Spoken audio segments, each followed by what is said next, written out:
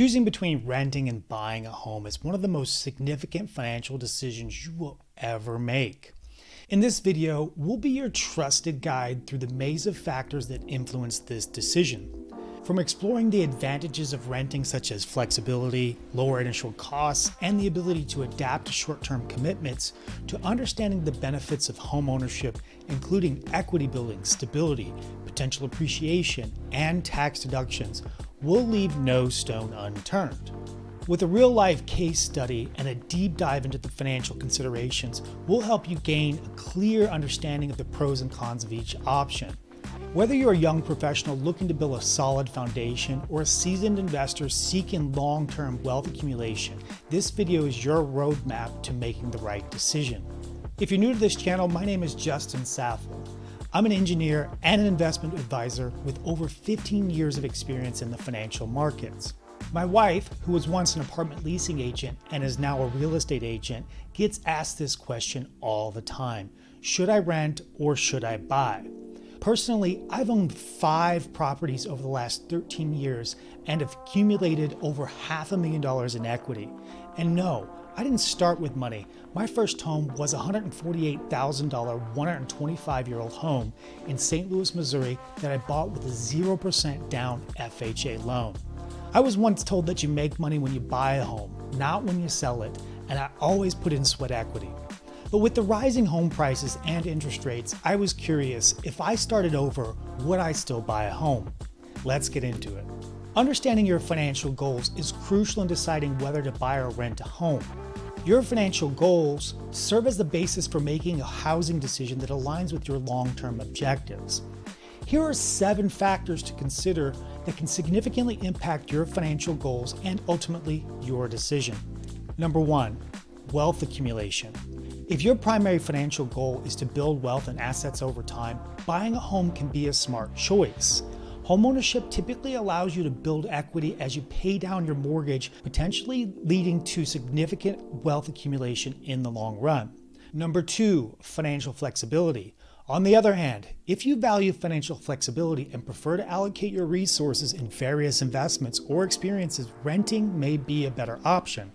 Renting doesn't tie up your capital in a property, allowing you to invest in other assets or opportunities. Number 3, short-term versus long-term. Consider your short-term and long-term financial goals. Renting provides more flexibility for your short-term goals, such as saving for travel or career advancement, while buying a home is typically a long-term commitment. Number 4, budget and debt management. Evaluate your current financial situation and debt levels. Homeownership often comes with higher initial costs, including a down payment and ongoing expenses like maintenance and property taxes. Renting may be a more suitable choice if you need to manage debt or maintain a strict budget. Number 5, retirement planning. If securing a comfortable retirement is a top financial priority, homeownership can provide a valuable part of your retirement strategy. Paying off your mortgage can reduce housing costs in retirement, allowing you to allocate funds to other retirement savings. Number 6, family and lifestyle. Your financial goals should also consider your family and lifestyle aspirations. For example, if you plan to start a family or expand your family, you might prioritize a stable and spacious home, which could influence your decision to buy. 7, location and market conditions. Your financial goals should align with the local housing market conditions. In some areas, renting may be more affordable and practical, while in others, buying could be a better long-term investment. Understanding your financial goals is essential when deciding whether to rent or buy a home. By aligning your housing decision with your financial objectives, you can make a choice that not only provides you with a comfortable living situation, but also contributes to your overall financial well-being. Nevertheless, there are some advantages and disadvantages to both renting and buying. Let's explore the pros and cons of renting. Let's start with the pros of renting. Flexibility. Renting provides greater flexibility to move to a new location or change your living situation without the burden of selling a property. Lower initial costs. Renting typically requires less upfront costs compared to buying, as there's no need for a substantial down payment or property purchase. Minimal maintenance responsibilities. Renters often are not responsible for major maintenance repair costs, which typically the landlord's responsible for. Amenities and services. Many rental properties, especially apartments and condos, come with amenities like gyms, pools, and security services, enhancing the overall living experience. Short-term commitment. Renting is ideal for those who have a short-term plans or uncertain future living arrangements, such as students or individuals with changing job locations. There are some cons to renting though. First, lack of building equity. Rent payments don't contribute to building equity, unlike mortgage payments, which allow homeowners to accumulate wealth through property ownership. Rent increases. Landlords have the authority to increase rent, which can make the long-term financial planning more challenging. Limited control. Renters often have limited control over the property, including restrictions to customization and renovations. There are no tax benefits. Unlike homeowners, renters do not benefit from tax deductions on mortgage interest and property taxes. There are some long-term costs. Over an extended period, the cumulative cost of renting can surpass the cost of home ownership without the potential for long-term asset appreciation. No equity or asset to sell. When you rent, you don't have an asset to sell or leverage for financial purposes. Renting offers flexibility and lower initial costs, making it suitable for those who value mobility and short-term commitments. However, it lacks the wealth-building potential of homeownership and may involve rent increases and limited control over the property. The decision to rent or to buy should be based on individual circumstances, financial goals, and lifestyle preferences. Are you leaning more towards buying a home instead of renting? Let's uncover the potential benefits and drawbacks of home ownership that you may want to consider. Let's talk about the pros and cons of buying. Let's look at the pros of buying a home. First, equity building. When you buy a home, a portion of your mortgage payments goes towards building equity, allowing you to accumulate wealth over time. Stability and control. Homeownership provides stability and a sense of permanence, allowing you to customize and make improvements to your property as you see fit. There's potential for appreciation. Real estate properties have the potential to appreciate in value over the long term, potentially leading to significant financial gains. There are also tax benefits.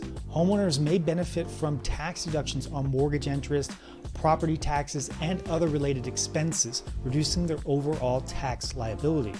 Of course, ownership and freedom. You have complete ownership of the property, allowing you to make decisions regarding its use, maintenance, and future sales. You also have fixed mortgage payments. Fixed rate mortgages provide predictability as your monthly mortgage payments remain stable over the loan's term, making budgeting easier. Now, there are some cons to buying a home as well. First, high initial costs. Buying a home typically involves substantial upfront costs, including a down payment, closing costs, and ongoing expenses such as maintenance and property taxes. Long-term commitment. Homeownership is a long-term financial commitment, and selling a property can be time-consuming and costly. You also have a maintenance responsibility. As homeowners, you're responsible for the maintenance and repair of your property, which can add to your expenses and require time and effort. There are some market risks. Real estate markets can be unpredictable, and property values may decline, affecting your potential for profit. There's also less flexibility. Owning a home may limit your flexibility to move to a new location or change your living situation quickly, especially if the housing market is unfavorable. Property values fluctuate. The value of your home can fluctuate, and there's no guarantee of substantial appreciation. All in all, buying a home offers the potential for wealth accumulation, stability, and customization, but comes with high initial costs, long-term commitments, and responsibilities for maintenance. The decision to buy or rent should consider your financial situation, lifestyle preferences, and of course, long-term financial goals. Now, let's dive into the financial considerations. When it comes to the financial aspect of renting versus buying a home, there are crucial considerations. Here are the financial considerations you want to keep in mind. When deciding between renting and buying, carefully assess mortgage rates and affordability. Compare renting costs to buying costs and calculate the potential return on investment for home ownership. Your individual financial situation, goals, and local market conditions will ultimately determine which option is more financially advantageous for you. Okay, now let's look at a real-life case study which takes all these financial considerations into account and estimate the break-even point on renting versus buying, as well as the potential return on investment in the long term. Let's review the considerations and assumptions for this case study.